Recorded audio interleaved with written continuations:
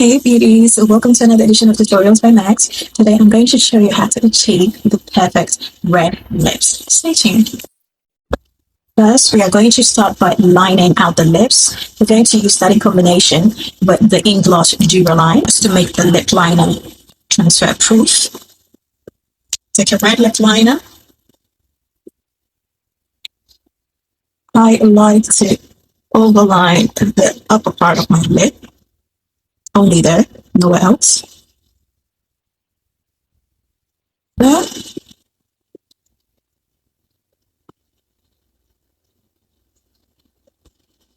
Just like that. So I overline the upper part of my lip. I don't always do that, but only the upper part, and then just follow. Anyway, do it to your preference. As long as you do it with a red lip liner.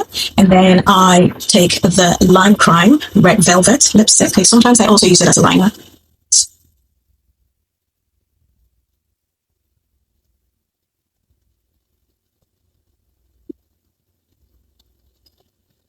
Line the whole lip.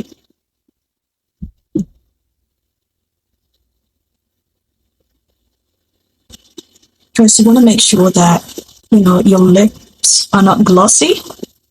Like you have no gloss on your lips when applying this, because you do not want the lipstick to transfer, okay? I like to go in with the L'Oréal Paris. I am worth it.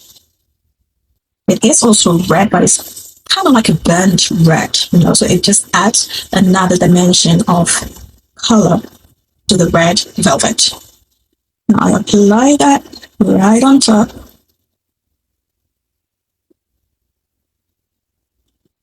And I love the fact that the applicator is very pointy, as you can see. So you can apply it very seamlessly. But that is a beautiful red.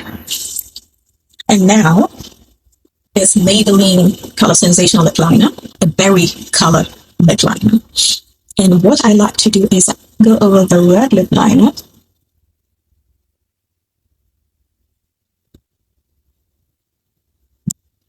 I'm not trying to press it too much on the lip, and then just blend the upper part together so it's already looking scrumptious. Lastly, take a bit of your foundation and outline your lip to contour the lip. Basically, it makes it stand out more.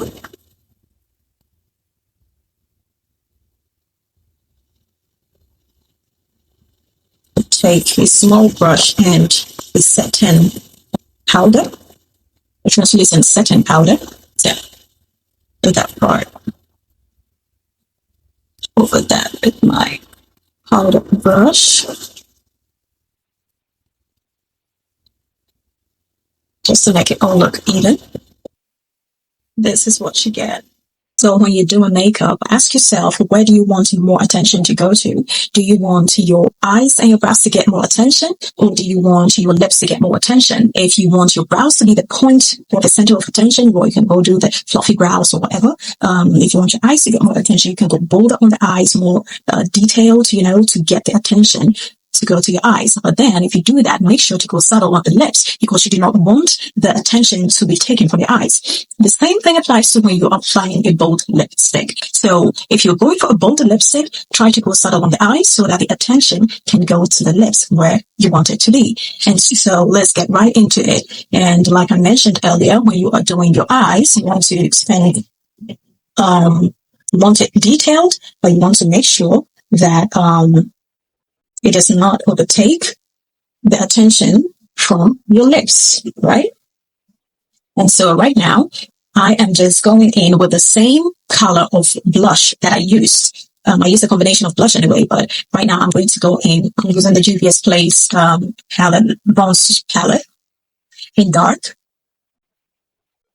And I'm doing this because you want everything to be cohesive, to be well blended.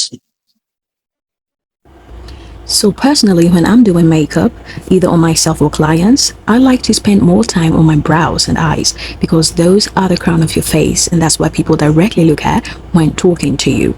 And so I want them as defined and flawless as possible. I like to blend it out more, like a more dramatic effect. Normally, I go a bit darker on the transition shade, but because I want this to be more cohesive and not too overpowering, I'm going in with a blush color, or in this case, a bronzer that I use right there, right? And then take a shimmer. You don't want it to be too much, and just place it on the center of your lid.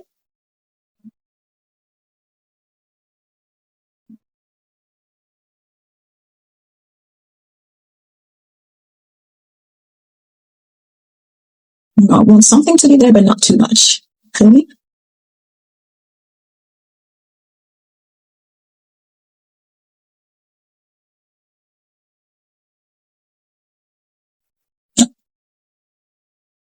In this case, you do not want it to exceed the crease. So after you've applied that shimmer, you can go back in with that same blush palette and just blend up the top of it, you know,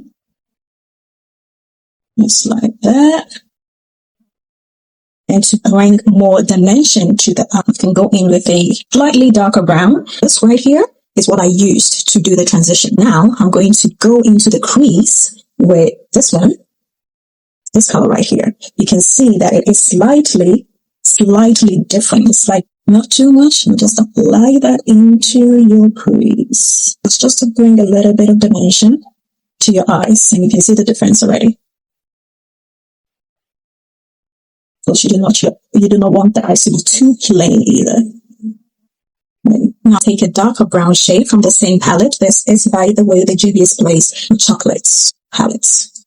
Take the dark brown, combine it with this one, an eyeliner, but you do not want it to be too obvious, right?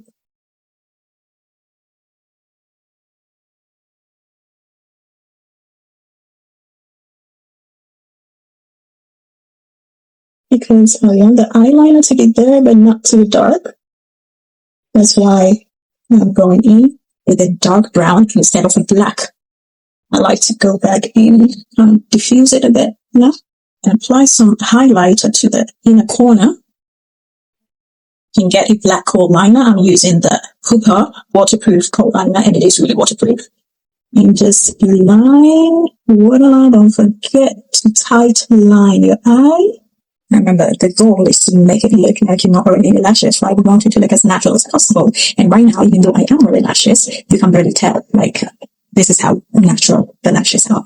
Curl them, blends with my natural lash, apply some mascara to blend it with your natural lash. And this is the final look.